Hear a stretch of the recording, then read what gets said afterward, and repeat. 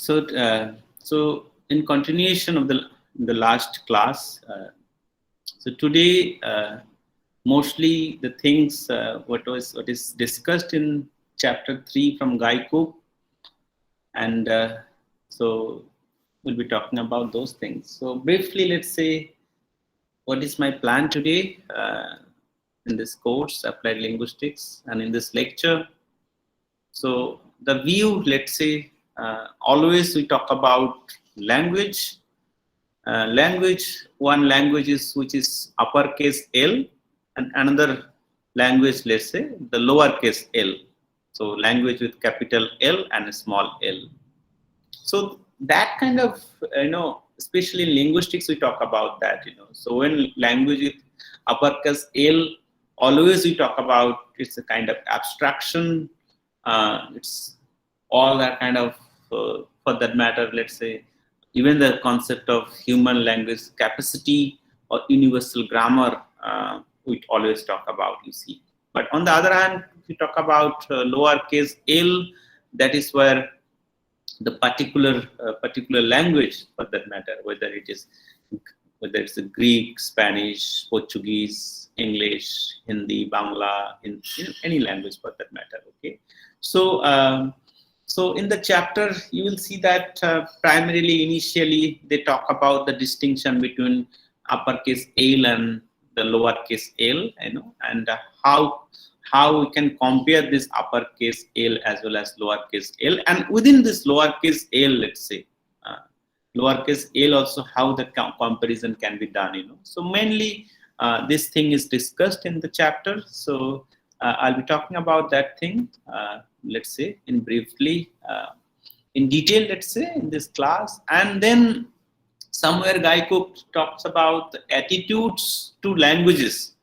Attitudes to languages, again, languages, we are talking about those particular languages, So not the uppercase L here, but the lowercase L, attitudes to languages. And then another interesting point, the language of nations. And nations, so whichever the nation you are talking about, India and in Europe or maybe in America and in Asian countries, there are different nations. So boundaries, so there is a nation and every nation has a kind of boundary, and every nation has a kind of relationship with other nations also, So how these things are discussed, so that part also we will talk about. And another major issue which is discussed in there in the chapter very briefly, but I will try to highlight today in this class, which is Guy Cook was talking about language depth and preservation, So language loss, so language preservation because of, so to say, the dominant languages. Dominant language is not only English here. Let's say in India's case, there are many state dominant languages also. To some extent, in a way, you can say that those languages are killing those regional languages or minority languages. So he talks about that part, language depth and preservation, but not extensively, not in detail. But somehow I would try to talk about this more, kind of in a more elaborated manner. I teach a course in the MPhil level in the center. The name of the course is Language Documentation, and especially PhD students are being taught this course. So there we talk about the whole language documentation process, how to document a particular language.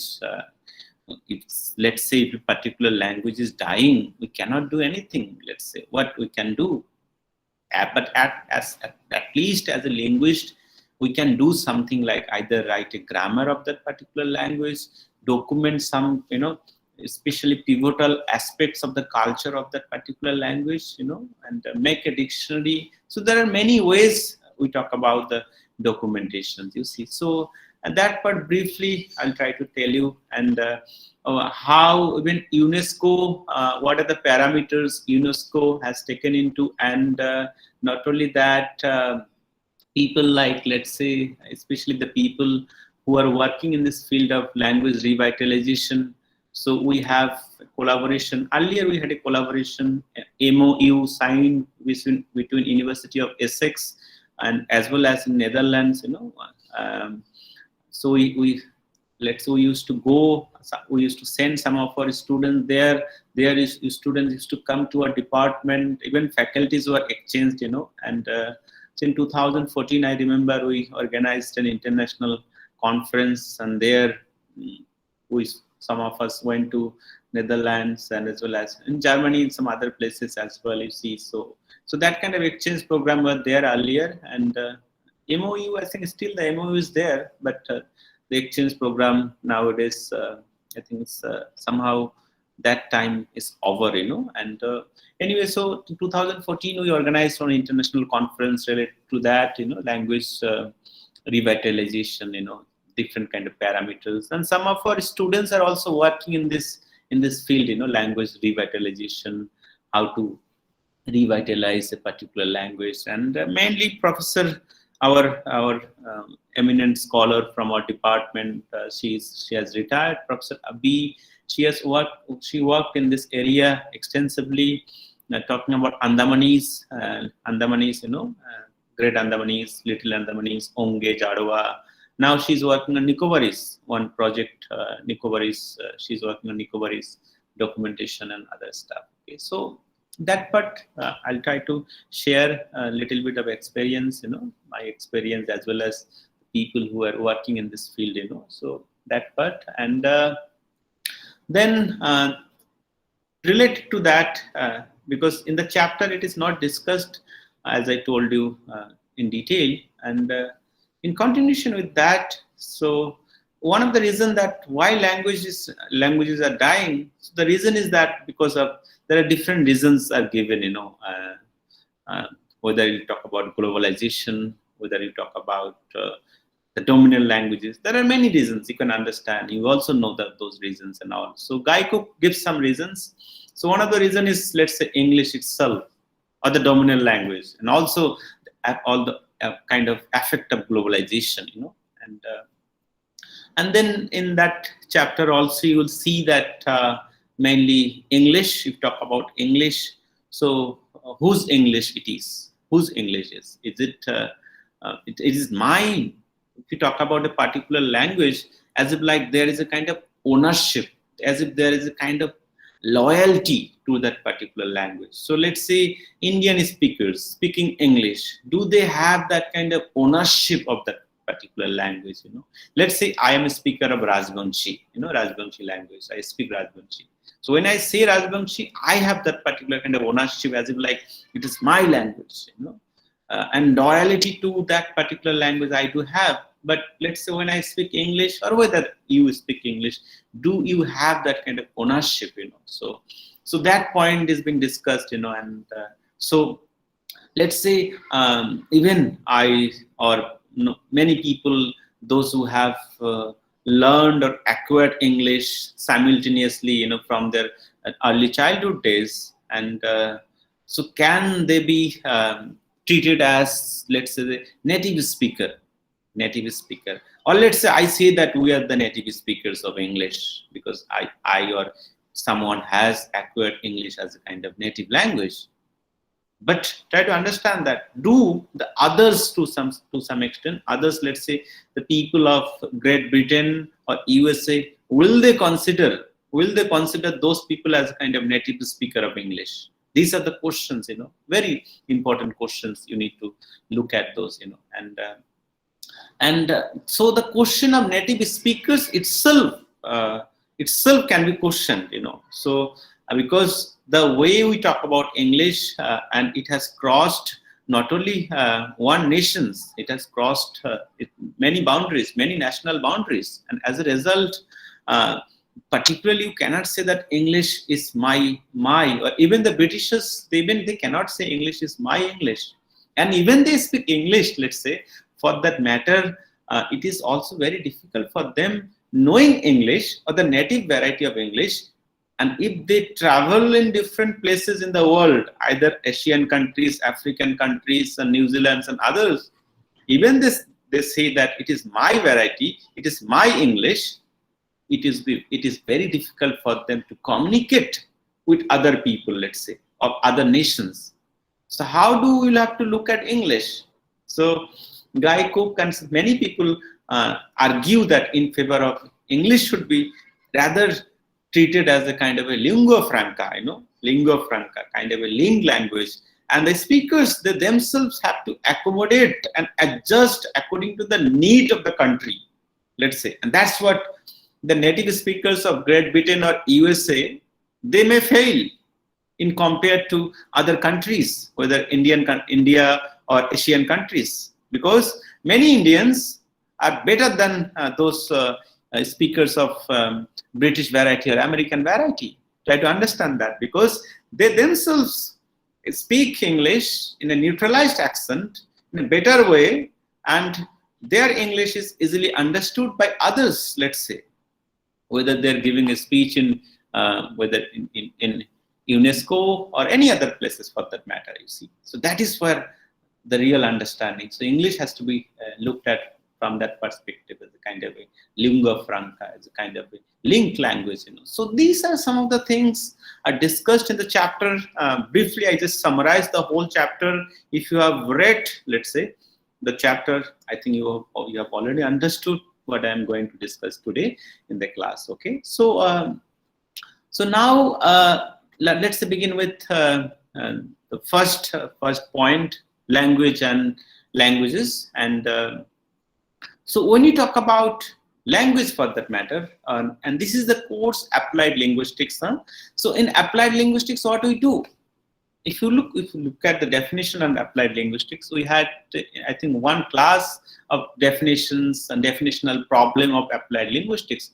So what Applied Linguistics looks into? What does Applied Linguistics study, for that matter? So if you know it, you know that it investigates problems in the world in which language is implicated. So looking at language-related problems in the world, you see. So when you talk about language, for that matter, so there is always, especially in linguistics, we try to make a distinction between uppercase L and the lowercase l, as I already told you. So the uppercase L, language with capital L, so what is that? It's a single unitary phenomena. Single unitary phenomena. So the single unitary phenomena, as you know, that's we talk about human language capacity. Being human, you have that capacity that you know that particular language is, let's say, and this is something like abstraction. So this abstraction, mainly nobody speaks that abstraction. People do not speak language as an abstraction, but they speak languages. Try to understand that. So what is being kind of discussed there, the single unitary phenomenon, abstraction, and all other things, it is basically, so try to understand that the whole concept, even if you talk about the underlying representation and the surface representation in let's say phonology, for that matter, you see. So this particular phoneme has something, in the underlying representation. It's basically, the phoneme is basically the abstraction. And how do we get the phoneme, let's say, for that matter? From the phones, looking at the real surface level things, and then we try to get into the rules, and from there itself we make certain kind of rules and make the abstraction, you see. So the upper language with uppercase L is basically that kind of abstraction we are talking about. And people do not speak that language as a kind of abstraction, but people speak languages, for that matter. Okay. So and languages, as you can understand that there are many languages. So languages, many particular languages, and so in the world, approximately, you understand that there are more than 6,000 languages. So approximately 6,000 to 6,500 or 6,000 to 7,000 languages, are there in the world. And but now, if you look at this, so to say, these languages, they are mutually incomprehensible. Mutually incomprehensible. That means, so the mutual intelligibility criteria we talk about, you understand that mutual intelligibility criteria. So X cannot understand Y. And as a result, somewhere X is different from Y. So let's say something like Hindi and English. So Hindi speakers cannot understand English, and vice versa. So X is different from Y, because in the surface level, you have lots of differences differences in the levels of the grammar for that matter. So grammar in the phonological level or the phonetic level, you have this difference in the sound level, in the morpheme level, in the word level, in the sentence level, and also to some extent in the writings also, let's say. There are different languages. Not necessarily writings is considered to be the secondary case, but writings is also, let's say, even if you consider, so English writing system is different than, let's say, Hindi Devanagari writing system, you see. So there are lots of different parameters, different factors we talk about, okay. So now, try to understand this. Let's say I'm a speaker of X and I want to learn Y language, okay. So, so how do I learn? And how speakers of X communicate with Y? This is also really interesting. So how speakers of X communicate with Y? So I am a speaker of Bangla. I want to communicate with speaker of Portuguese for that matter, let's say. So how can I communicate? So either I can learn Portuguese, or maybe, as Natasha initially, she was saying that the interpreter or translator. So we can employ translator or interpreter to understand that. And this is really important, especially field linguistics or field method course. We offer a course in a field linguistics or field methods, and we take you in the different places. At least, let's say, in your either in the third semester and the fourth semester, how to conduct data, elicit data, and work on that particular language. So let's say we choose a language from Arunachal Pradesh, not Arunachal, but let's say Assam for that matter. The language is missing. Missing again another Tibeto-Burman language missing. So now missing language we have chosen, and let's say we do not know. I do not know, you do not know. So how to get into the structure of missing? So definitely you have to have a contact language, So the contact language in this case, Hindi may not be good, especially if you look at Hindi may not be good because we are talking about Assam. Yeah, maybe some people they speak understand Hindi as well as missing is fine, or maybe English as well as missing. But especially talking about the geographical locations, Assam. So if you get a Assamese speakers who can understand, let's say, English, so it would be good. And especially, or maybe the people who knows Assamese, it would be very easy for them to work on missing, because most of the missing speakers they know Assamese. This is what really interesting, So let's say in our case, it's really little difficult for us would be if you're working on missing. So we have to find out the interpreter who knows the contact language, you see. And the situation I'm talking about the rural situation, not like the metropolitan city. Definitely missing speakers, really educated missing speakers, they know Hindi as well as English as well as missing. That's not a problem. But somehow, if you're in the rural area, communicating with those villagers for that matter, so that's what. So how speakers of X communicate with Y? Either they learn another language or employ translator, and slowly and gradually, let's say, especially in this field method course, our students after getting the initial training in the classroom mainly. We give kind of initial training, 2 to 3 months and initial training, and by 2 or 3 months they know the structure of the language, and also there are many other things they get to know. And once we are in the field after 3 months or 4 months, and you can communicate with the target language, whichever it could be missing or any other language for that matter, because we provide initial training in the class, inviting those few native speakers, trying to know different aspects of the language, culture, and many other things, and we take you to the field, so that you can work on your assigned topic, whichever the topic, whether it's a phonological, morphological, and any other topics. Okay, so anyway, so this is where, if you have read the chapter, we talk about Guy Cook has explicitly discussed these two things. So language with uppercase L and language with lowercase l, and the kind of differences. Okay, and now let's say, and there itself he continues, and why we should learn another language, so objectives of language learning for that matter, and see, I think in the last class we already discussed what are the objectives of language learning, and I think Siddharth, Smiti, and many, I think Parul and Natasha also, they talked about, shared their opinion that why we learn another language, what are the objectives of language learning. So there are different reasons: social mobility, need filling reasons, prestige, and talking about the job opportunity, and some people, they would like to travel abroad, or even for some people, if they want to be a translator or interpreter for that matter,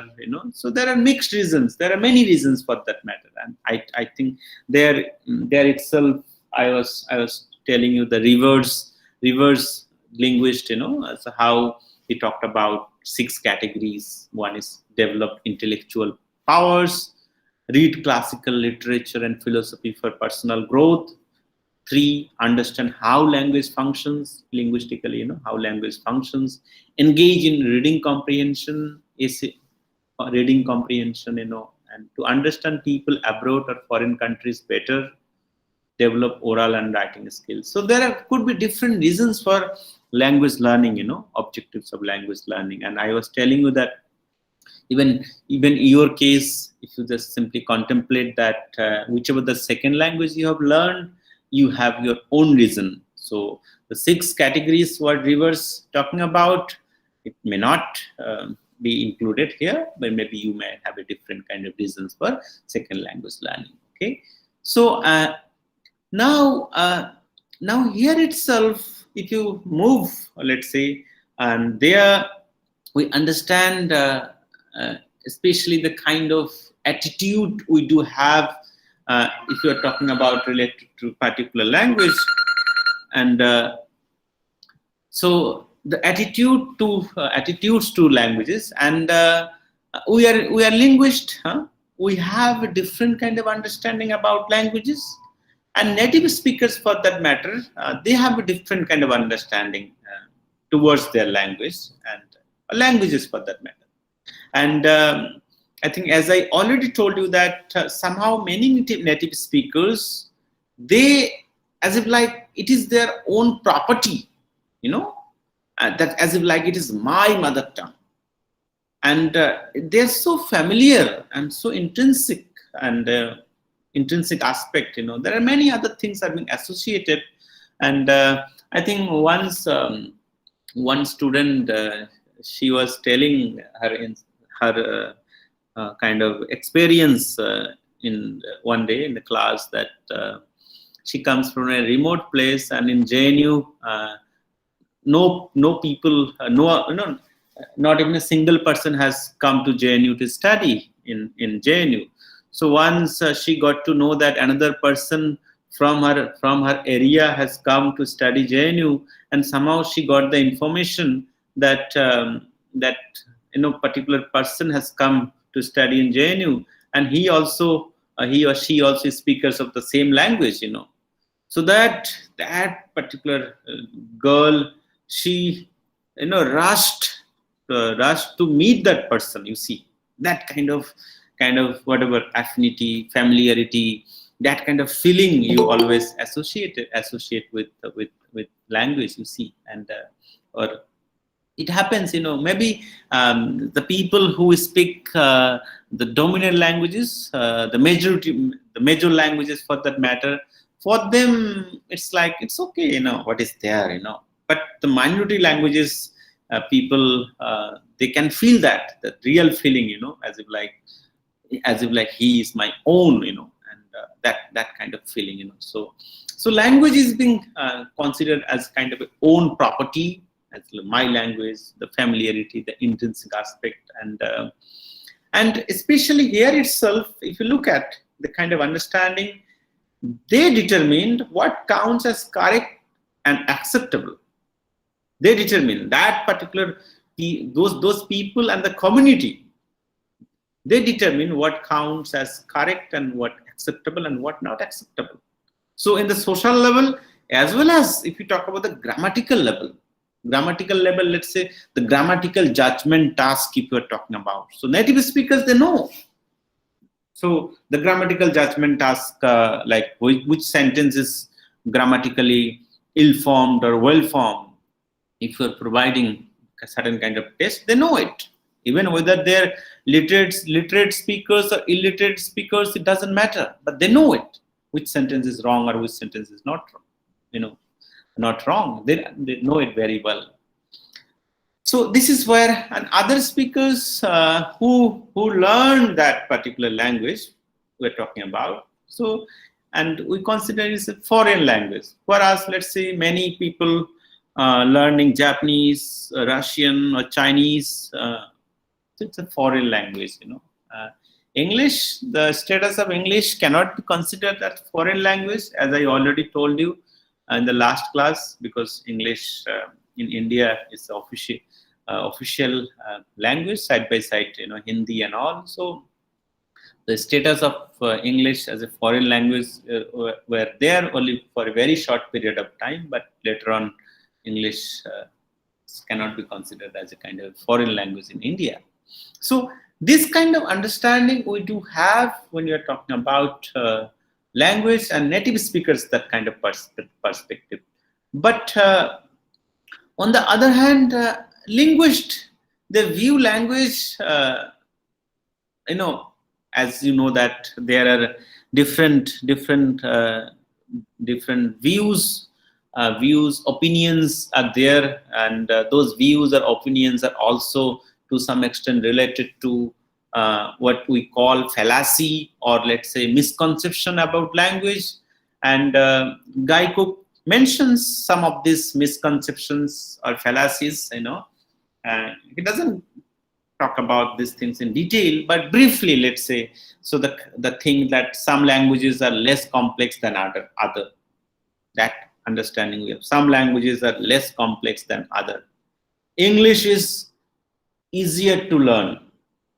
English is easier to learn. Some languages are beautiful. Some languages are beautiful, and the concept like German is efficient. French is romantic. Latin is logical. And the concept like some languages are sweet, harsh. Dialect is a degraded version.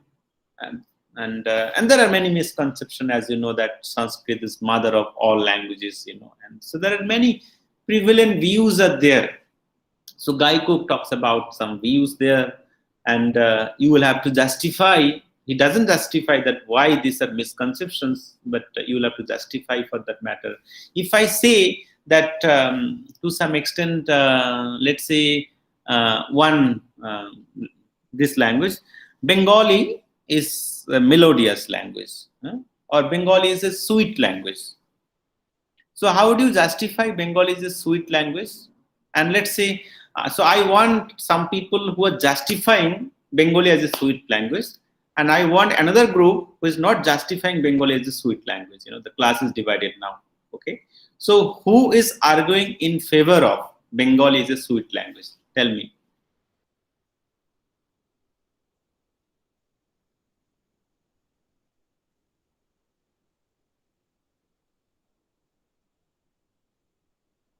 Can you listen? Can you hear me? Yes, sir. Yes, Siddharth. Yeah. So who is saying that Bengali is a sweet language? Can you justify Bengali is a sweet language? Okay. Now you're really well trained in linguistics. You do not want to justify Bengali as a sweet language. You will say, yes, my mother tongue is also sweet.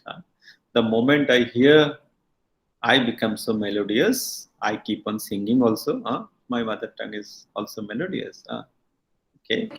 Sir, I used to think that it's a sweet language before coming to this course, but now I think that every language is same.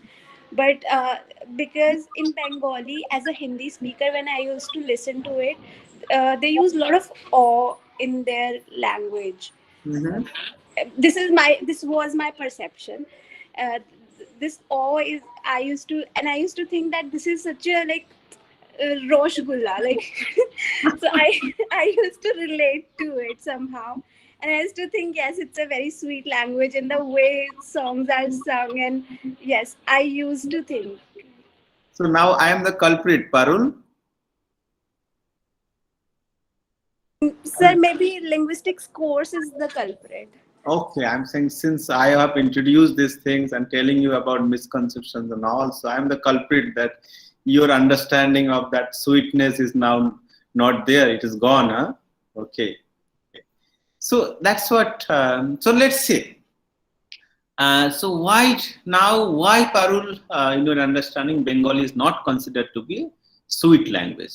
What kind of argument, evidence you see? That try to understand that we are a researcher. Huh? We do not have to give that kind of opinionated based kind of views for that matter. Huh? Rather, your saying have to have kind of evidence for that matter, based on different observations, and there are many other methods. So what kind of evidence you would like to provide if you consider that Bengali is not a sweet language, let's say? For that matter, let me just paraphrase it. Why your understanding has changed so far? You said that linguistics have changed your understanding. So why your understanding have changed so far? Parul, are you listening? Yes, sir.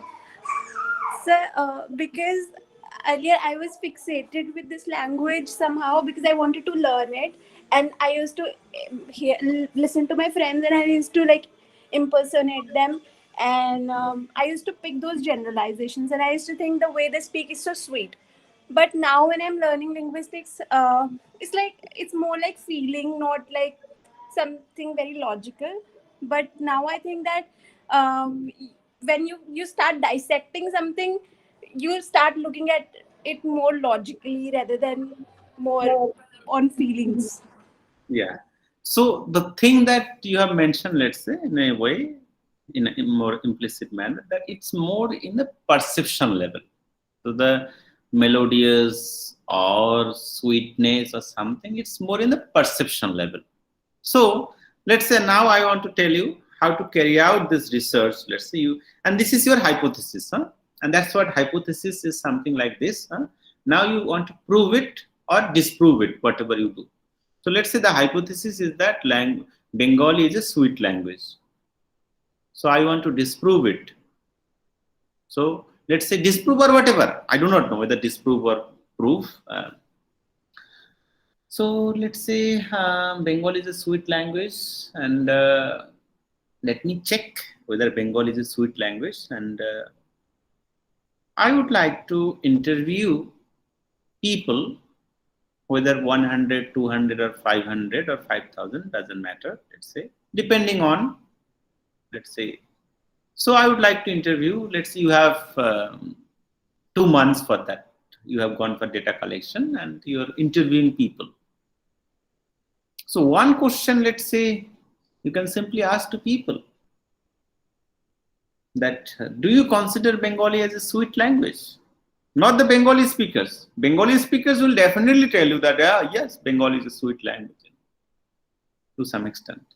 The other speakers, those who do not know about Bengali for that matter, so many speakers will say that, yes, Bengali is a sweet language.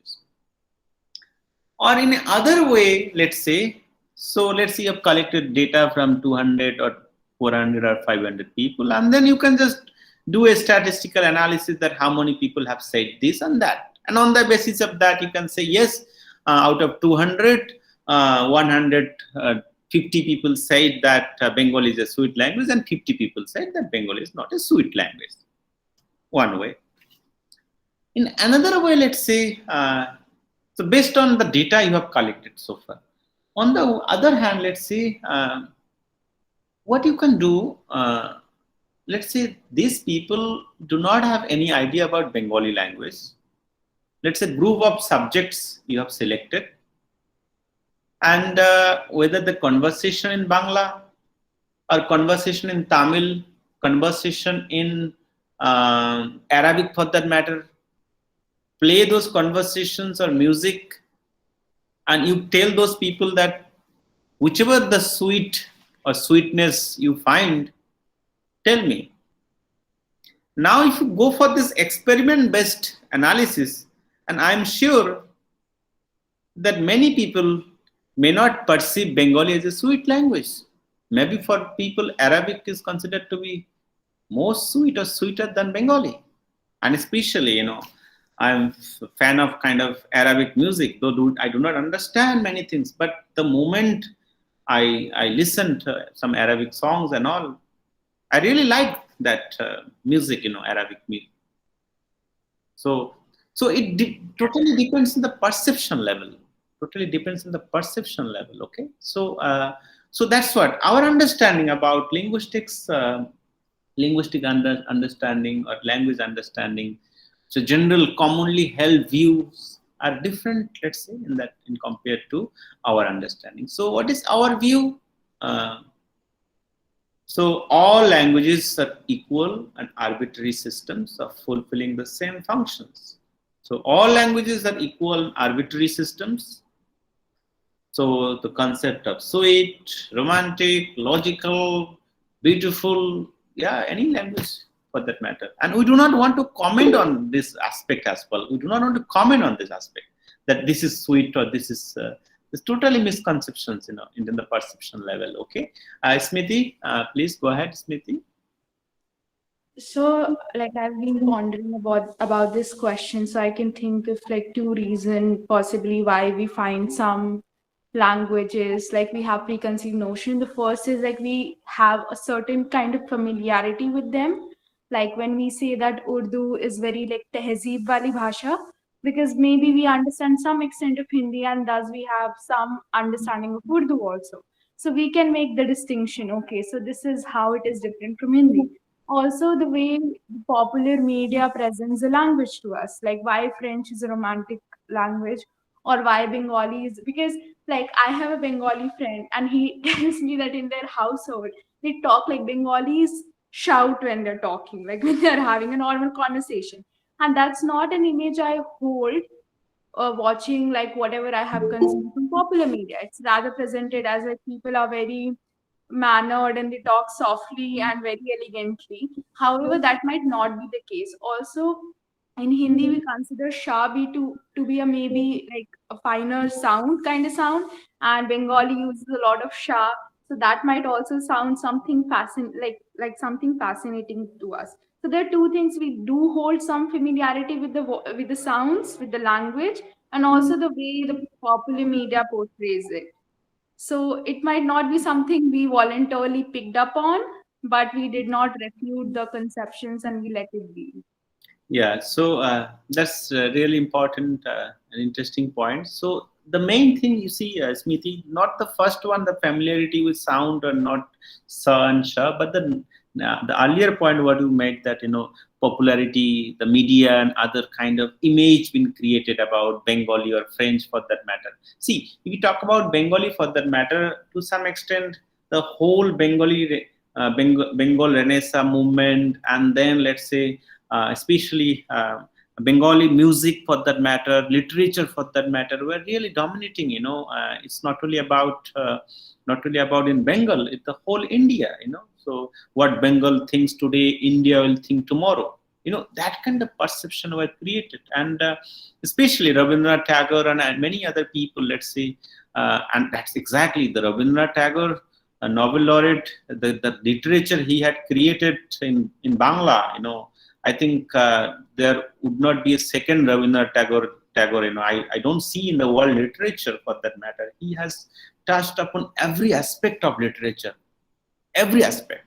You cannot compare Rabindranath Tagore with any other person in the world literature. If I am wrong, just mention any person who has touched every aspect of the literature, whether you talk about art, music, anything and everything for that matter, you see. So Rabindranath Tagore and the whole generation, let's say Bankim Chandra Chatterjee, Bande Mataram, and this national anthem, whichever we talk about. So this and the popularity, and even this British time, there is British rule. If you look at, so all this, mostly the Bengalis, because it was the center. It was the center. Kolkata was the center.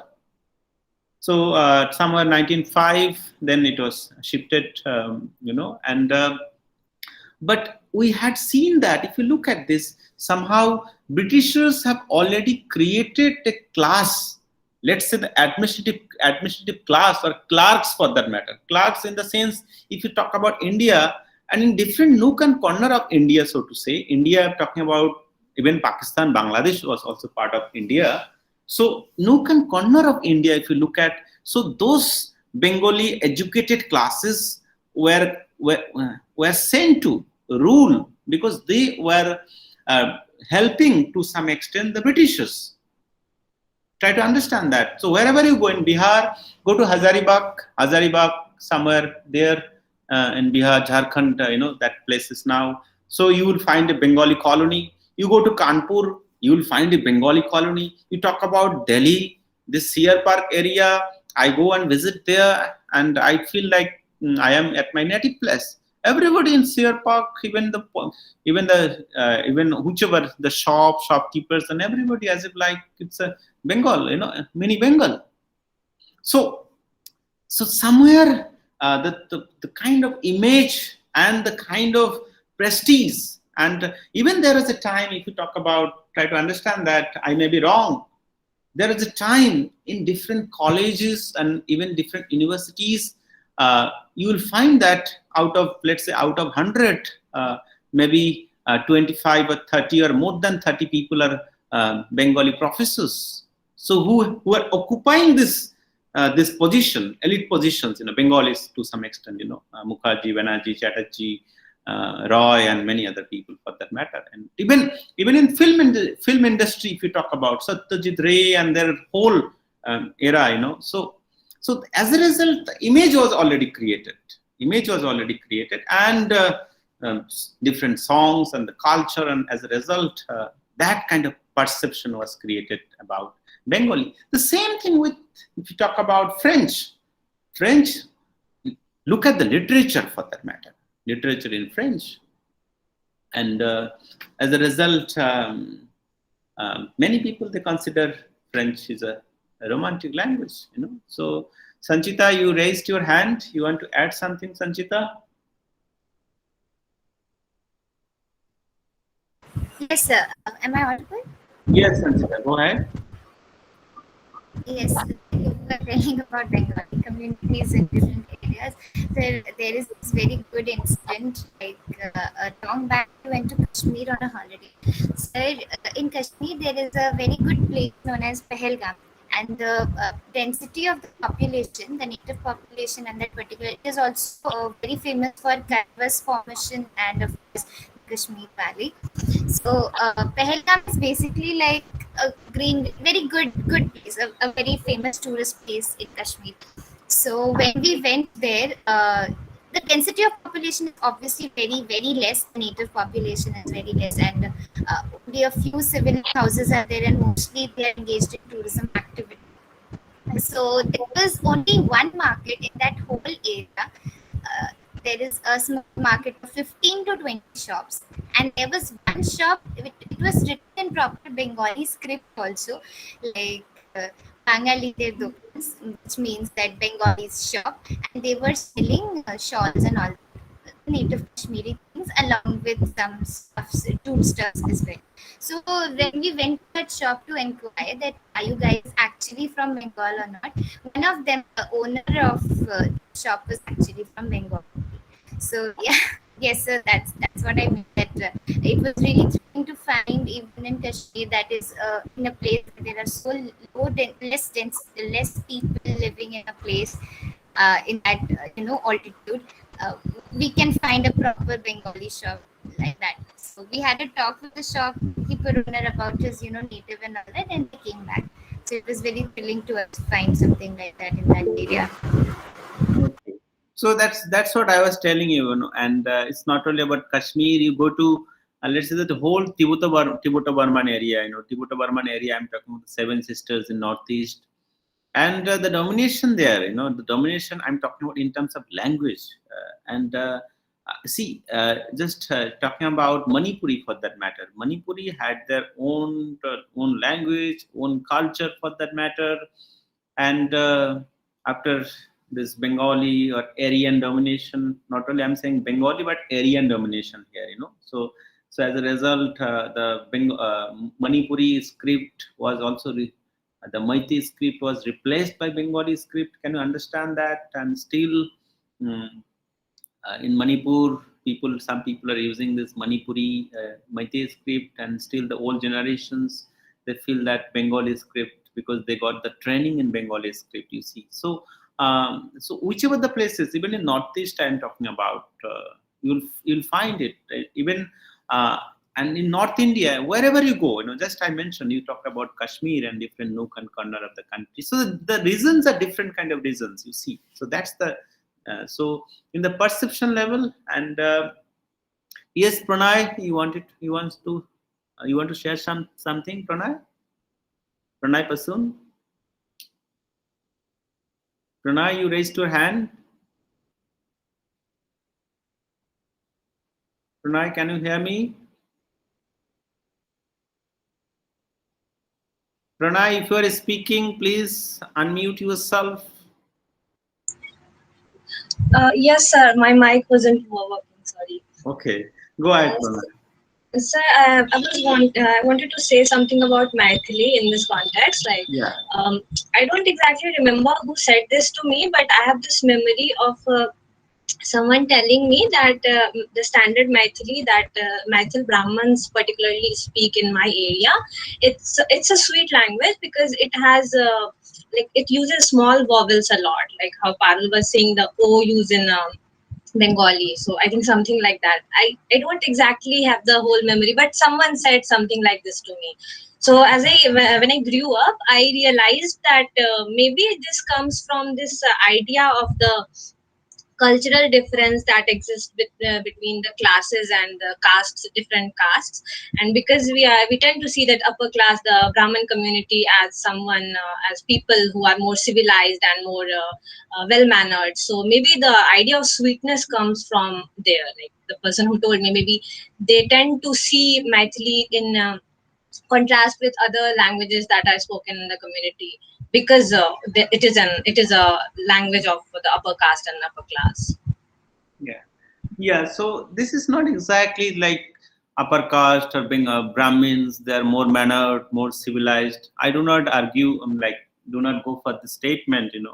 So that well mannered and civilized, even many. So it can be anyone for that matter. Yes, I meant just there's a perception that the upper class communities, like, we tend to see that, okay, so this is the educated class, the elite class, quote unquote elite. Yeah, so you can maybe say elite, but yeah, to some extent you can say that, but not mentioning that this and that. So there are many people, let's say they are well educated also. They are, in my understanding, they are more uncivilized, more barbaric, let's say, and they do many things knowingly for that matter. And one of my colleague from JNU, Professor Y.S. Alone, he talks about this whole, how this, so to say, the domination of, let's say, the whole ideology here, Brahminical ideology for that matter. And he talks about that protected ignorance.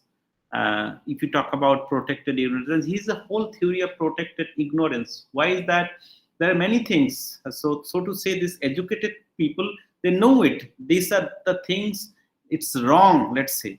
Women are being tortured, subdued, subjugated for centuries after centuries. Women are burning in sati, and how, let's say, women are tortured, other castes are being tortured. So to say, those civilized people, let's say, following this Brahminical traditions or ideology, they know it very well what they are doing, but they knowingly protect their ignorance. That's what Professor Weiss Alone argue. So what Pranay was saying, to some extent, that civilized, well civilized. So in my understanding, it's basically how you look at the society. So I'll tell you this experience, and Andamanese experience, one Andamanese experience here, and the Onge community, and not Onge, Jarwa, Boa Senior. So Boa Junior, the concept of color for that matter. So for many Indians, many people, the white complexion is really good. You see, even in the matrimonial things, you will see that people are craving for either bride or groom, whoever should be fair complexioned. So, especially there in the Jarwa community, for them, like white people, the Europeans, white people, and their understanding about white or fair complexion people. Can I just simply tell you? So Boa Junior explained these things, and Professor Abhi narrated these things once, as if like you just remove the feather of the chicken, and how that chicken they look like, as if like white skinned people they look like this. It's not my understanding, I'm talking about how those particular community have that kind of understanding about this white people. So the civilized and uncivilized, it depends on which side you are, and that's the whole problem. We try to bring people into mainstream civilization, and ultimately what we do, ultimately we do nothing basically, and as a result, if you talk about the tsunami, even this tsunami in the whole island was washed away, but those tribes, they did not, many of them, most of them, they did not die. They knew the nature that tsunami was coming. So our modern technology, whatever the science, we did not have any clue, but these people, they know. So we try to bring them into mainstream civilization to some extent, and ultimately we also ruin the nature, because these are the people tuned with the nature to some extent, and anyway, that's a different case, different things, but we should not have that particular kind of stereotypical understanding that this is good, this is bad, this is something like this, so every community has their own perception. But this is somewhere, that's what Smriti, as she has pointed out, that somehow the perception is being created by media, and other things, that because these are the people who were in the power relation, in the hegemonic relation, they are in the top ladder, and as a result, somehow the perception is being created, you see. So and also language also functions in the similar manner also, so there are many cases. Let's say US domination, why is this so? American English is dominating. The same thing, the power hegemonic relationship. If you look at British English, that time the whole power center was there in London, back in UK. Now it has shifted to somehow in USA. So many people of British variety English, they're learning American variety, or also American culture for that matter. Okay, so the way Bengal was being perceived one day, let's say 100 years before, the same Bengal is not there, I can tell you. So the Bengal, what we say that Bengal, what Bengal thinks today, India will think tomorrow. Now Bengal, the position of Bengal has gone down. Look at many things now, talking about even for that matter in the UPSC examinations and other cases, hardly people from Bengal qualifies. People qualify, but people are from different places, let's say, they're qualifying, and many states, let's say Indian states, are doing better than Bengal. And so the same thing, the kind of bong kind of things which were there earlier, I think to some extent, in my understanding, it is diminishing, and this will definitely happen. This will definitely happen. No culture to some extent survive, or the cultural domination, whichever the cultural domination, cannot exist for a longer period of time. So there will always be a revolt. So one community, maybe they are ruling for a certain period of time, another community will rule, and in the history we have seen it. Whichever So if you are a student of history, you know it very, very well. Anyway, so now, so what we are saying to some extent that so there are different kind of views, and applied linguists in our understanding have to mediate, or the people, the practitioners of, let's say, applied linguists have to mediate between the academic and the popular view. This is what Guy Cook also says, and I'm also saying that you should not have that kind of conception or perception regarding the language. Even some people, if they say it in a more polite manner, you will have to explain to these people that this is something like this is something like this, you see. So you have to have the kind of play a role to mediate between the academic view and the popular view. So let other people say whatever they say, because, and those views are very, very popular, commonly held view, but we have to explain things in a more systematic or more scientific manner. Okay, so so this is where so we have to mediate between the academic and the popular perspective. And so regarding this, another interesting thing, Guy Cook mentions that let's say what counts as a separate language and what doesn't. And so I mentioned that in the world you have 6,000 languages. We're talking about language, basically the particular languages. So what counts as a separate language and what doesn't? So in that case, language users have their own views. So separate language and not separate language, the language users have their own views. Let's say for that Maithili, for that matter, you are saying that Maithili is also sweet language because of these vowels and all. And I can tell you these vowels, the concept of vowels, it's scientifically you cannot apply this concept of vowel. It is again in your perception level. Look at this. Could I interpret one second? Yes, go ahead. Yes, sir. So my point was that someone told me this, and as I grew up, I realized that maybe the perception that person had, maybe it was coming from the way he looked at the culture that prevailed in the society. Like he associated the language with the culture itself, instead of like looking at the language as a separate entity. So that's what I was trying to say. No, it's okay.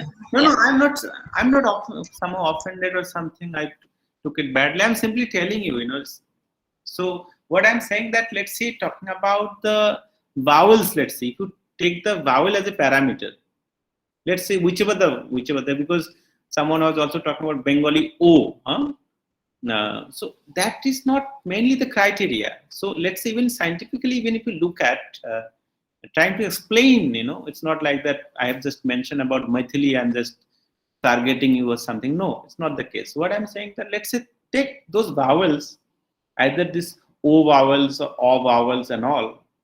So it's not the criteria basically. Let's say somehow how many vowels you have, and within that vowels, so whether the O has the sweetness characteristics. How do you define the sweetness characteristics? I'm just trying to explain it to you more scientific manner. So you will have to go back into the frequency of that vowel, try to understand that frequency of the vowel, the fundamental frequency F0. Try to look at the F0 of O, I, E, and O is, let's say, sweet. In different languages of the world, O is also sweet then. Because O, most of the languages in the world, O, you will find O for that matter. Even that also, let's say. Okay, so it is not a defining criteria. That's what I'm saying. So mostly most of the Indo-Aryan languages you will find this, and not only Indo-Aryan languages, even for that matter in English also you have this vowel for that matter. Okay, so. So something like this. So what counts as a separate language and what doesn't? Let's say. And so language users, if you talk about language users have their own views. So to talk about the culture, talk about the history, to talk about the identity, and there are different kind of commonly held views. So those commonly held views, and if you try to look at those commonly held views linguistically, so we look at those in a different manner, and uh, whether it's a language, whether it's a dialect or something, we will have to judge in a different manner. So something like one of the characteristics we talk about, mutual intelligibility. I mentioned about mutual intelligibility. If X speaks the language, Y, let's say, Y cannot understand, and vice versa for that matter, you see. So mutual intelligibility or comprehensibility criteria is often tested. But this linguistic criteria, what is happening with this linguistic criteria? Even it falls flat. Even it falls flat. Why? Something like, let's say, Chinese. And Chinese, you have different varieties of Chinese also, Cantonese, Mandarin, and also Hakka, and there are many. So they also, different varieties is basically different languages for that matter. But under the same nation, same umbrella, they want to stay together, and they will say that yes, Mandarin or Chinese, and the same mutual intelligibility criteria if you apply, and Portuguese and Spanish for that matter. Portuguese and Spanish, even lexical comparability, another criteria we also talk about. Portuguese and Spanish, you have lots of kind of lexicons or vocabulary is similar, like Hindi Urdu. Hindi Urdu has borrowed many words from Perso-Arabic sources, and Hindi has borrowed mainly most of the words from Sanskrit sources. And so there was a time, let's say, there was not much difference. The time, let's say, pre-independent India, even Gandhiji and others, they were talking about Hindustani, But down the line, if you talk about nowadays, creation of Pakistan and also in India, so nowadays, if you listen to this either a news channel, Urdu news channel, and at time it's now very difficult to understand some of the Urdu because they have heavily borrowed from Perso-Arabic sources, and it's totally kind of. But something like Portuguese, but it is mutually intelligible. But it's definitely mutually intelligible in the grammatical level, except in the vocabulary level, you do not have that much differences. You see, the same thing with Serbian, Croatian. So the creation of Serbia and Croatia, two different countries. So you have also got two different languages. So the mutual intelligibility criteria, what we talk about, what we discuss so far, it is to some extent not there, let's say, and so it falls flat to some extent. You see, so these criteria are not clear cut, and these are also not scientific. If you divide this language and, so to say, the kind of dialect we talk about, distinction.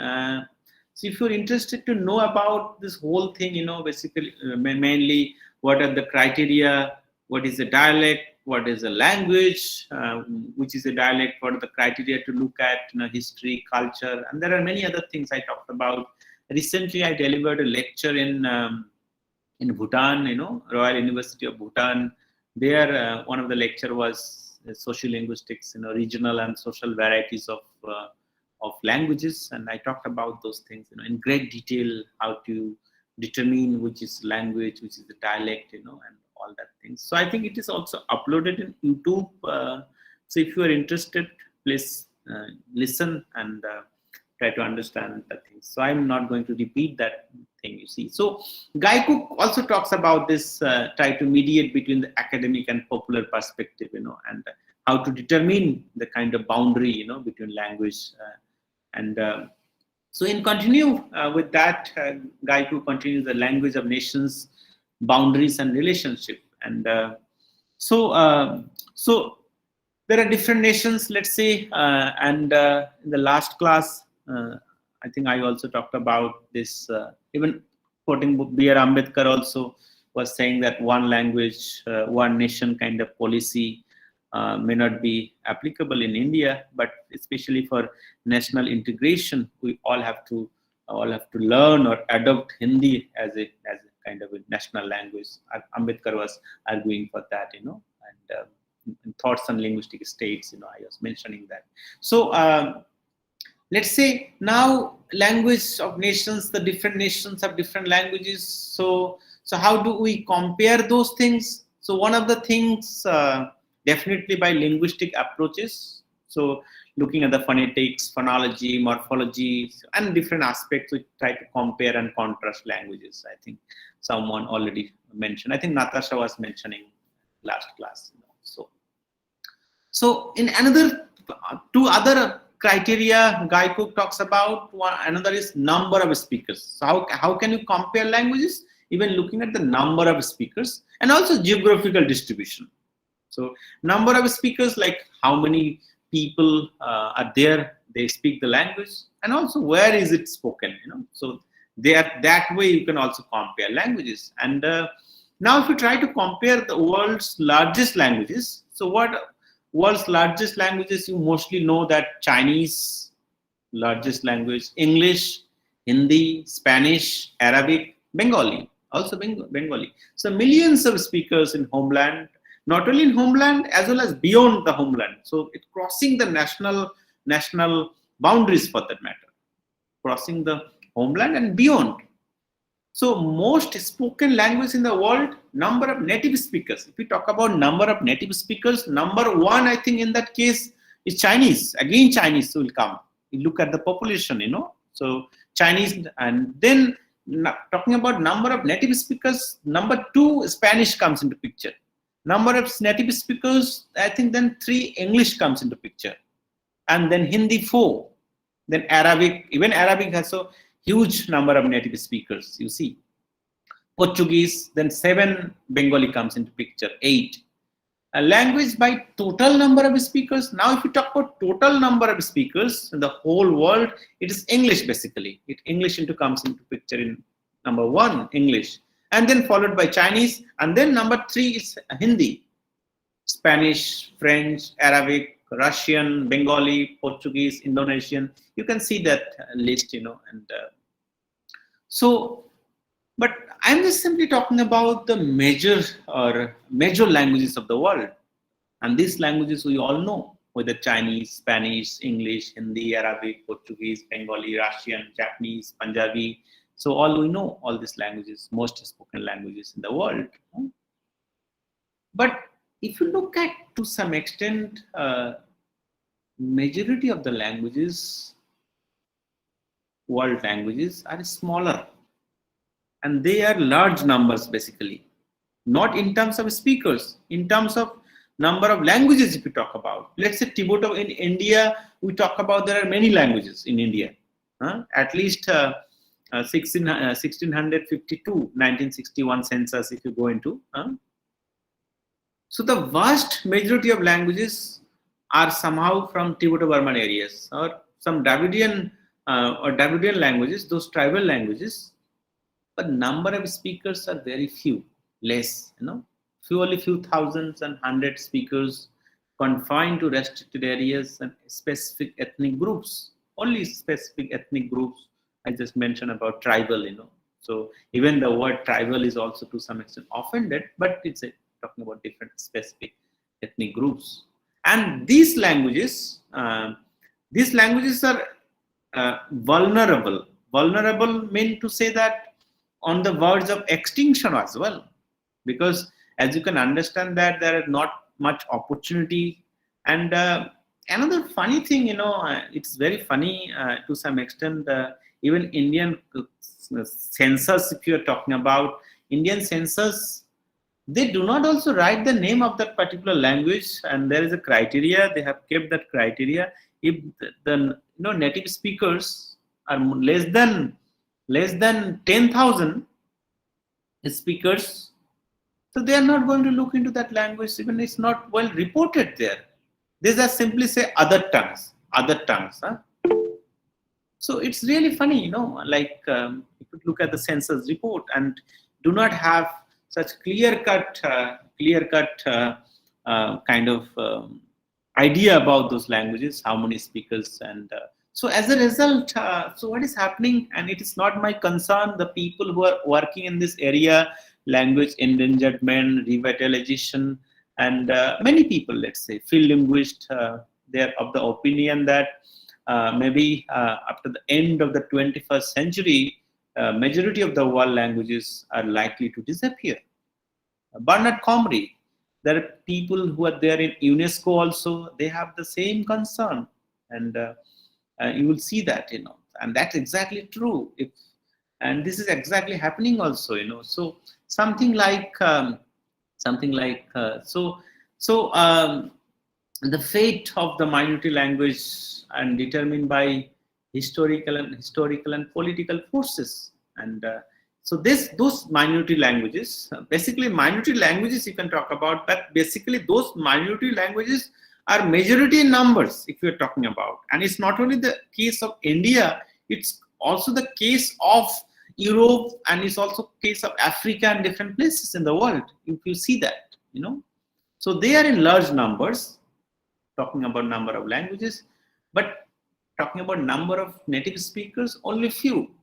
Okay, so and the whole, especially in Australia, I think I told you one case, especially you can also search in Google, the lost generation, what happened in Australia, the tribes, there are different aborigines in Australia.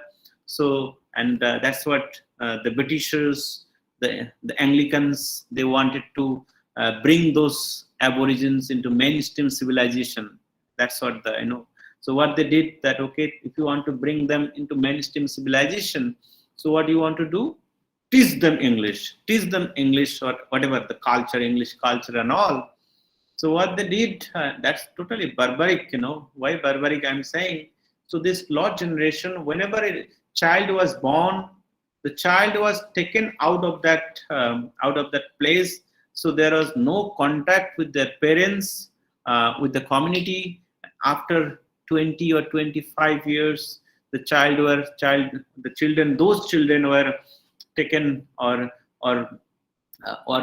somehow they could meet their parents, their grandparents, and on others. So he wanted to bring those people to mainstream civilization. Can you understand? So you already ruined or destroyed a particular culture, a particular civilization for that matter, So that's the wrong, that's very bad part. You see, now that's what we also see in different parts of the world, how this religious, not only religious, especially if you're talking about linguistic group, dominant group, they want to kind of impose their own language. And if you talk about language, it's not only language, that's what the main point, it's not only language, it's the whole culture we are talking about, you see. So and if you talk about English or Anglicans idea, so language, culture, and at the same time, so the Anglicans notion was to spread Christianity also. So they converted many Africans into Christianity, and so that's what, and they tried to bring them into a mainstream civilization, and so how far they are successful or not successful, it is let's say, time will tell you, but still you look at many African nations, what they are doing, and especially in the international context, so it better. Okay, so what I'm saying to some extent, and that's also Guy Cook's concern, that the fate of the minority languages are determined by historical and political forces, and the powerful nations asserted their unity by promoting one single majority language in a standard written form, while suppressing or ignoring the minority languages. That's exactly the case.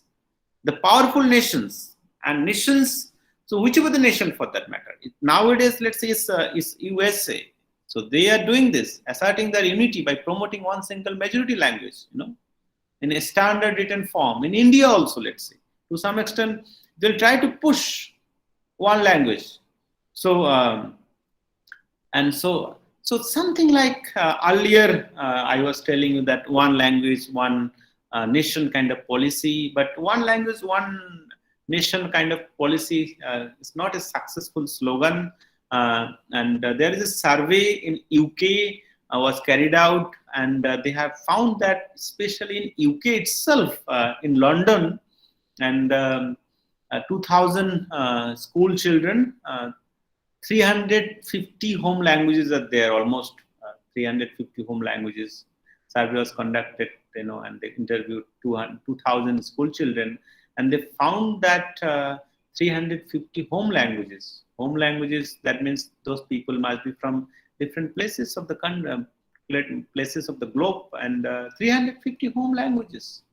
So you're talking about one language, one nation policy, and there itself you see the variety.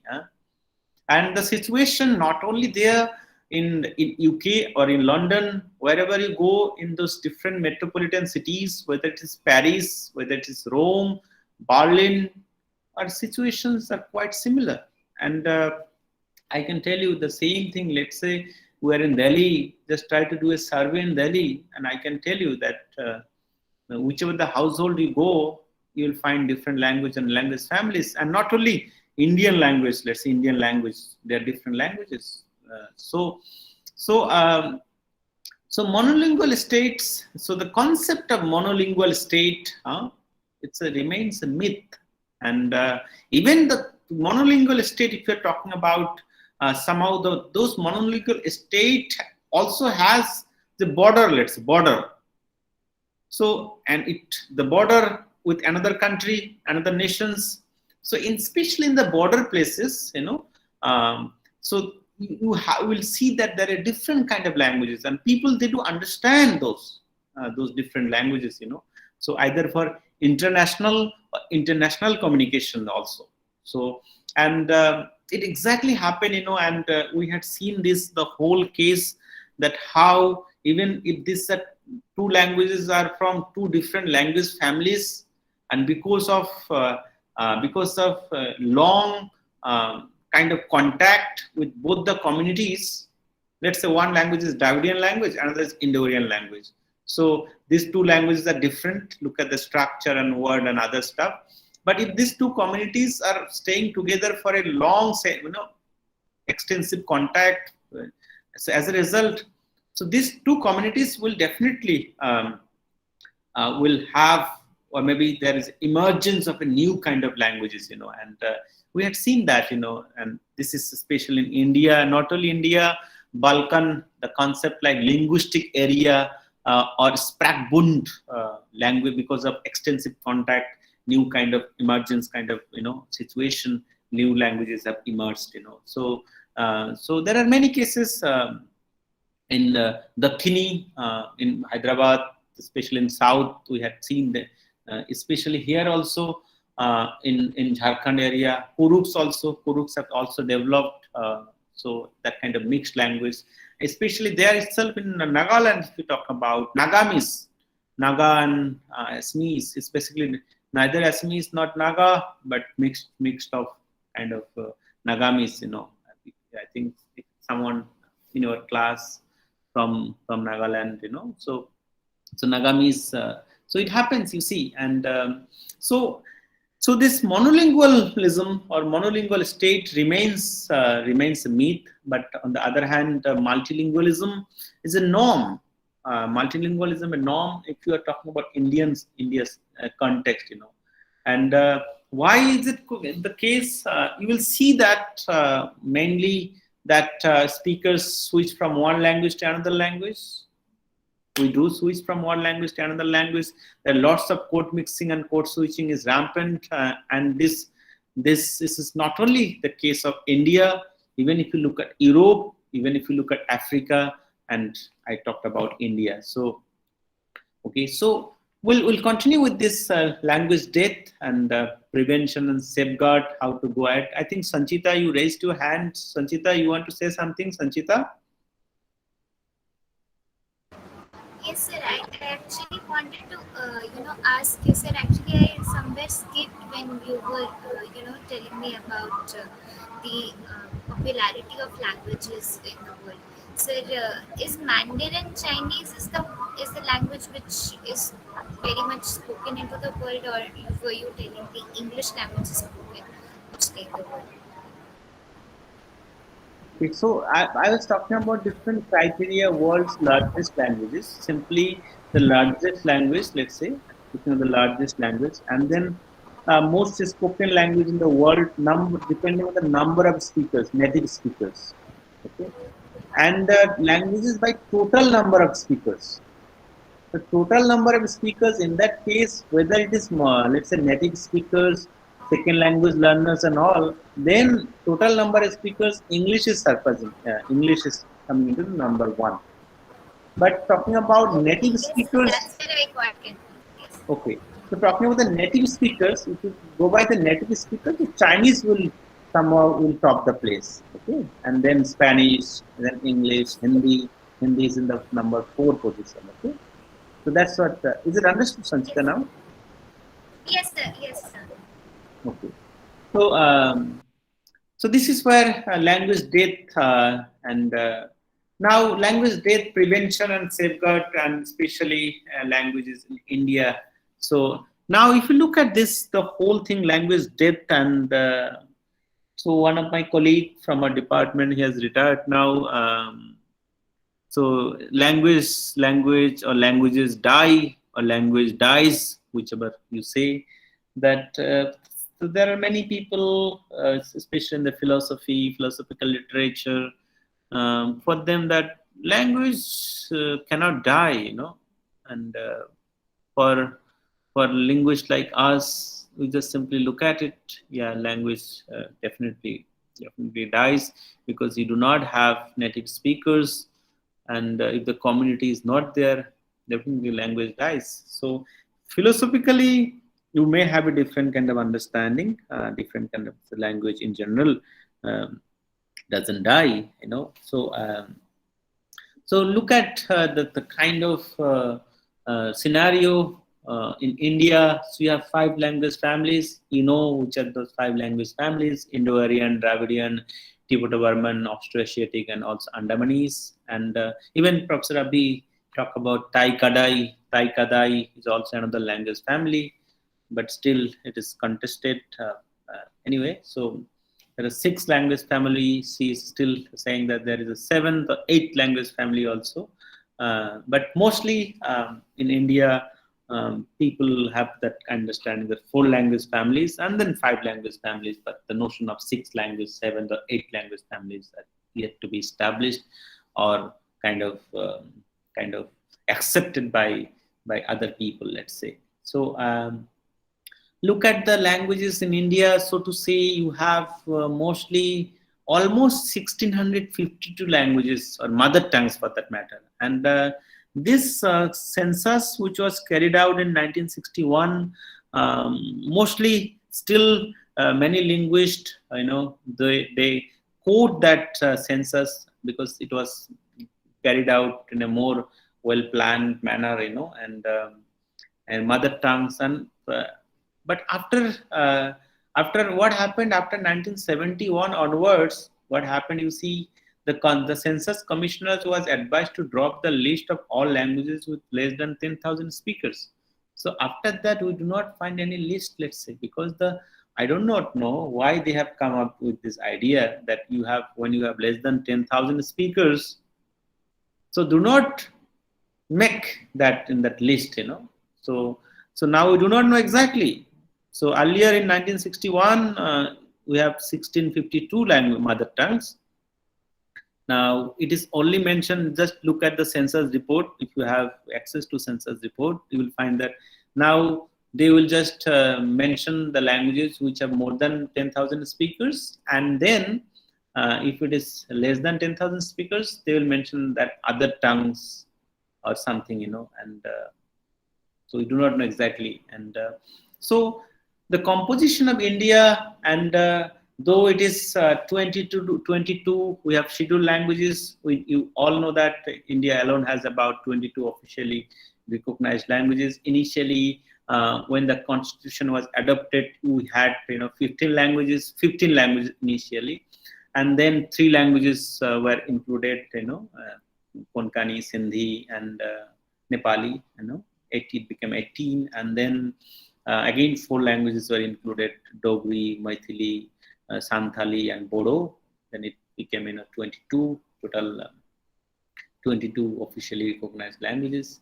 And see, now let's say talk about the print media in India, and I can tell you the figure somewhere around 87 languages are used in the print media. Print media. Maybe nowadays the number, maybe it's more than 87. I'm telling you the figure. I think at least 4 or 5 years before that survey. I think this survey was done by Agnihatri. Yes, I think Agnihatri, R.K. Agnihatri. So he reports that over 87 languages are used in print media. 71 languages are used in the radio, and administration of the country is conducted in 13 different languages, and also 13 different languages. So this is where the linguistics scenario in India, and nowadays, especially because of the electronic media, I can understand that many language community or linguistic communities, they are also writing in their own language. Let's say maybe the number would be little above the figure I was telling you. So now those minority languages, so what is happening in those minority languages? And this is I'm just simply mentioning about a person here. This is UNESCO Director General of UNESCO, Audrey Azoulay. So he says that indigenous people numbers of 370 million, and their language account for the majority of the approximately 7,000 living languages on earth. So there are only 370 million people, and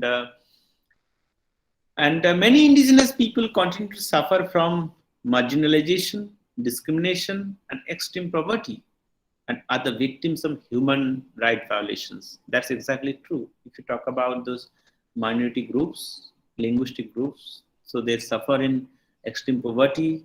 Just look at the case of Africa, and also in India also. Even you talk about poverty, even education for that matter. So they are the downtrodden one. And victims of human rights violations. So on the need to preserve mother tongues. And this is the speech. I'm quoting from Audrey Auzouley's speech, Mother Language Day. Mother Language Day, and that in 21st February every year UNESCO celebrates this Mother Language Day, Ekushe February in Bangla, and that's also exactly started there in Bangladesh. Pratiti, I think, joined from Bangladesh. So that the whole concept of Ekushe, so the whole nation was created for this, and because imposition of Hindi, Urdu to Bangla, to East Pakistan, and that somehow culminated in a different state, different nation. And 1971, we had seen that how Bangladesh came into picture. So that so I'm quoting Audrey Azoulay from this this Mother Language Day. So linguistic diversity is increasingly threatened as more and more languages disappear. Globally, 40% of the population does not have access to an education in a language they speak to understand. They speak or understand. That's exactly the case. 40% of the population does not have access to an education in a language they speak or understand. See, in India itself, if you look at it, the case, whichever the dominant language, whether it's English, Hindi, or Bangla for that matter. In many places in Bangla, in rural places, many people in Bengal itself, they do not understand Bengali. And Hindi also for that matter. If you try to talk about Hindi, I can tell you in different places, in rural places, they do not understand Hindi. And But then same thing, if someone joining from Odisha, you will understand that the Odisha, there are many communities, whether it is Hui community and the Koshwali and other community, you know, and so it's very difficult, you see. And so this globally 40% of the population doesn't have access to an education and in a language they speak or understand, you know. So, and in India's case, coming back to India, and that's what I told you to read the Constitution of India, and mostly I told you to read Constitution, mainly I think Article 341, no, not 341, 343 to 351 in my understanding, I told you. Yeah, 343 to 351, I told you to read. And so what are the constitutional safeguards and the kind of promises are there enshrined in our constitution? So if you're joining from, let's say, India, so you'll have to look at Indian constitution, but let's say people are joining from other countries also, please see and check what kind of safeguards are there enshrined in your constitution, you know. So whether you are joining from Bangladesh and let's say Yemen and other countries, Syria and other countries, you also check, you know, what kind of safeguards are there.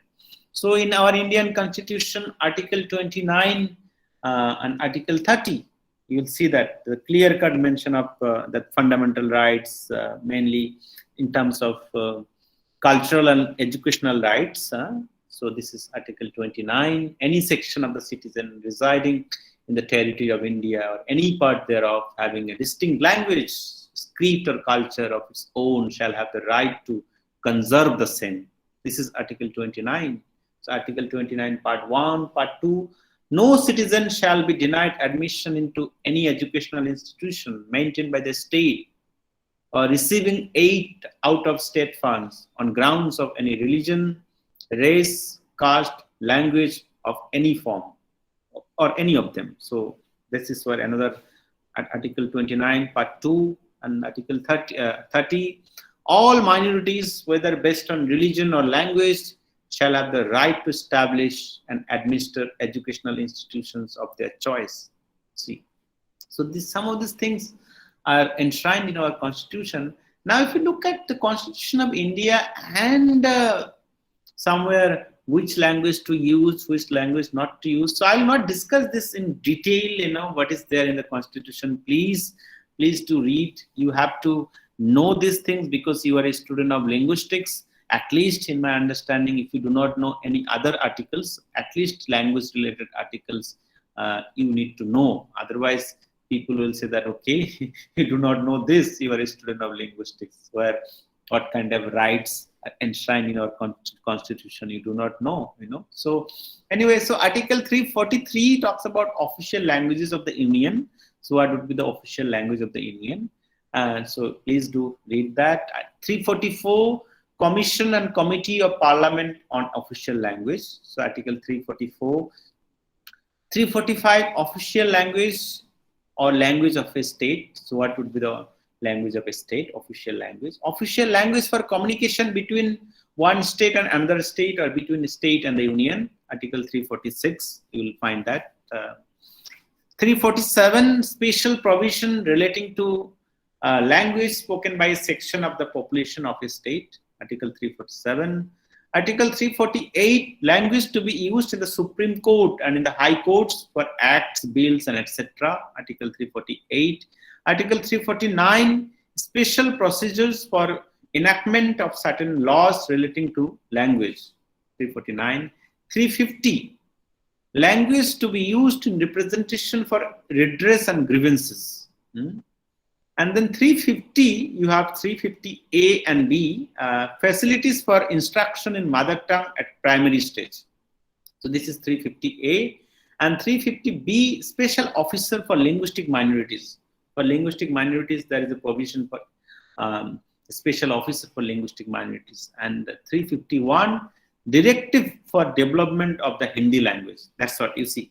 Directive for the development of the Hindi languages. So you will see that there are different Hindi Sanstha are there. Kendriya Hindi Sanstha, Agra, you will find and Kendriya Hindi Sanstha, Agra, this Central Institute of that Kendriya Hindi Sanstha. We have different branches in different parts of the country also. So for promotion and development of the Hindi language, So still the attempt is going on, So this is and now you are really interested, and you need to read this new education policy which was proposed 2020. You are talking about mother tongue.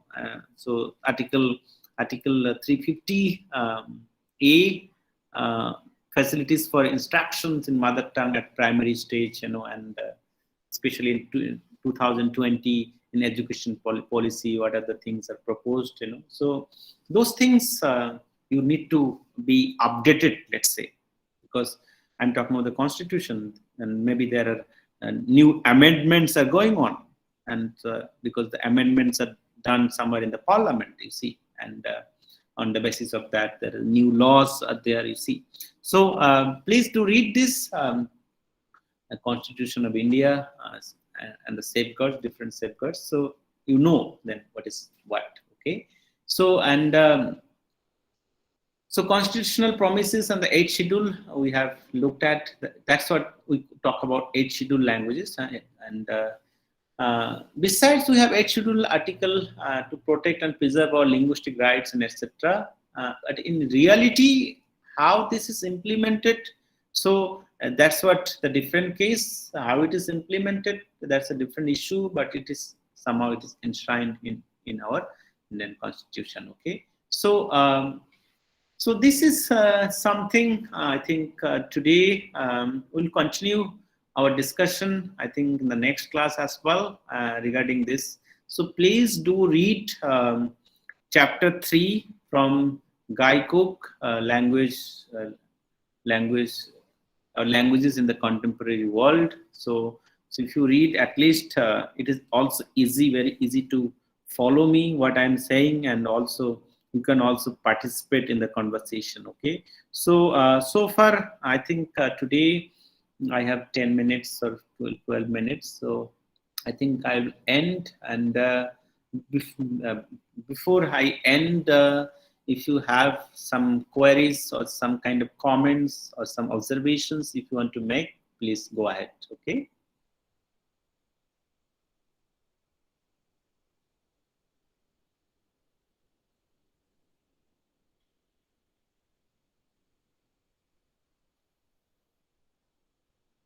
Anything? Do you have anything to?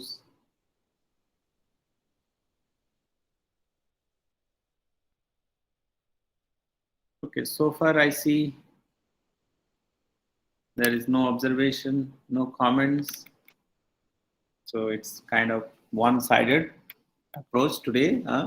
So not one-sided approach. You have, I think, understood. And so before, let's say, I can continue, but anyway, so we'll continue our discussion in the next class. And so today I'll be a little early, I think, in that case, 5:47. Anyway, do you have any question? Please go ahead. You have 10 minutes.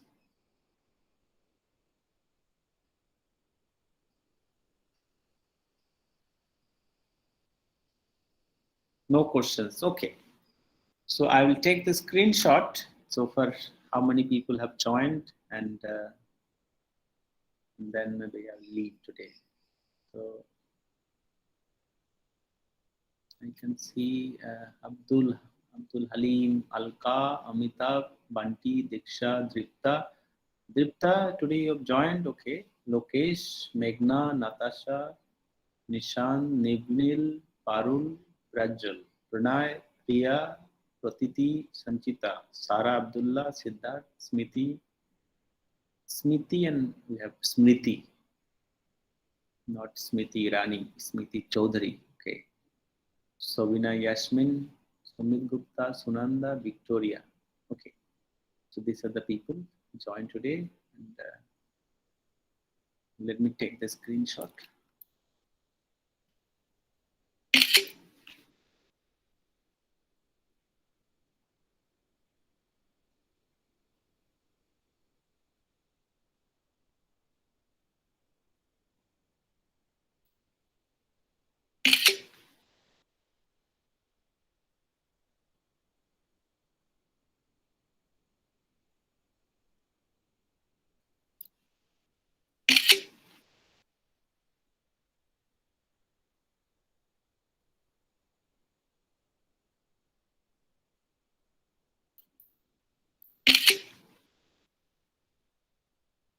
Okay, so please do read chapter 3 and also the article I sent you and the Constitution of India. Those articles I was talking about. Okay, so then it's okay. So I'll meet you next Monday and next Tuesday, and I think that's all for today. I could have continued for 10 more minutes, but it's okay. Okay. So anything you would like to say? Still, you have time. 5 minutes or 10 minutes I can give. Otherwise, I'll end the lecture today. Okay. Uh, may I say something, sir? Yes, Parul. Go ahead, Parul. Sir, it's a silly question. But I'm curious to know. Yesterday you mentioned that Bengali is like a sing-song language. Like Mm-hmm. you speak in a rhythmic manner. And there are some languages where this rhythm may not be there. So can this be the phonological reason, and that's why uh, I have I had Haryanvi neighbors, and I won't say that their language was sweet, but I would say Bengali or Maithili is sweet. Maybe because this sing-song rhythmic manner or some phonological features are there in those languages. That's why they are called sweet. It's just a query that's coming to my mind. No, it's you're fine. Let's say, see some of the things. If you're talking about Bangla, mainly even the Bangla variety we talk about to some extent is the Kolkata variety. Huh? So Kolkata variety has more like elongated the rhythm. Hmm? So let's say something like, "How are you?" Hmm? So তুমি কেমন আছো? Any Bangla speaker, Sanjita and Natasha. So acho, so more elongated, and even they speak when how are you? Let's say, hey, that's what something like at times maybe you find it melodious, rhythmic. For many people, maybe it's also kind of irritating or annoying also. So you never know how you look at it. That's what I was talking about in the perception level. Yes, so this is in the phonological level. This is in the phonological level. And one thing more related to this, Parul, try to understand that we're talking about English and the kind of language. Every language has its own characteristics. So English is a stress sensitive language. So I must have mentioned that, especially the stress English, let's say, English falls in the syllable. English is stress. So if it's disyllabic word, so disyllabic word in the first syllable or the second syllable. So if it is a trisyllabic word, so first syllable, second syllable. So it's running in accented, unaccented, stressed, unaccented manner within the word, and within a word you have a stress, and in a particular phrase also, let's say, you have a primary stress. So the concept of primary stress, secondary stress, and tertiary stress is there.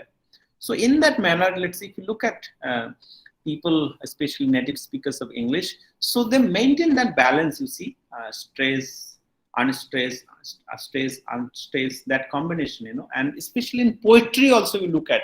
So the iambic and iambic meter, trochaic meter, I do not know whether you're aware of that, iambic and trochaic and other kind of that.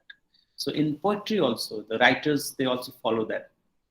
What is happening, talking about Indo-Aryan languages or many languages in the world. So we divide languages in two categories. One is stress sensitive and another is just a syllable time language.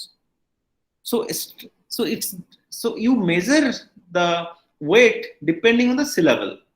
Okay, and so somewhere you put the stress, but that stress doesn't have a particular meaning bearing unit. It doesn't have. Let's say the word pankha. So whether you say pankha or let's say pankha or pankha, whichever you say, doesn't. But English will, depending on that, you have a different word altogether.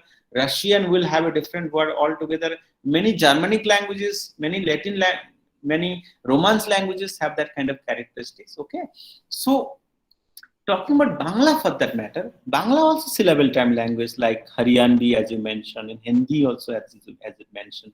So somehow Bengali may be perceived as kind of melodious to you, as the point already mentioned to some extent, that that kind of perception we do already have. And other thing is, you are comparing Haryanvi and the kind of Haryanvi, different kind of cultural norms also, let's say. Many people also, let's say, maybe they're not, they may, when they speak, their voice may be a little harsh, you never know, and maybe they shout more. So these are kind of, not really related to the intrinsic characteristic of the language, rather in the perception level, So as I was telling you about the vowels, so you cannot say that these vowels are melodious, these vowels are sweet or something, and so anything, maybe Arabic can be melodious, even the Tibeto-Burman languages, even it could be melodious. So it depends in the perception level and all. Okay, so but linguistically, you will have to look at it, and whether it's a stress-sensitive language, whether it's a syllable time language, and whether it's a tonal language for that matter. Another type of language, tonal language. Now, if you look at the tonal languages, all these Tibeto-Burman languages, most of the Tibeto-Burman languages are tonal in nature. Even Chinese, for that matter, are tonal in nature. So depending on the tone. So for you, you perceive tone as if like, I do not perceive tone difference. The Chinese speakers, they do perceive the tone differences. Okay, and for us also, let's say we are not native speaker of English. So in the stress level difference, so the word, let's say, conduct or product. So there is bisyllabic word. So depending on conduct, where the stress is, whether in the first syllable or the second syllable, so whether it's a noun or verb, the native speakers can easily tell you. Same thing with Russian, let's say. So the word ruka, whether ruka it's a hand or it's something else, car. So whichever the syllable is stressed, depending on that, you have a different kind of word and word meaning altogether. Okay, so it's not a silly question, but try to understand this, the linguistic kind of intricacies beyond this kind of perception. So why this perception is there? So yes, if it is perceived by some people this way, why is it? The external factors. It's mainly because of the external factors.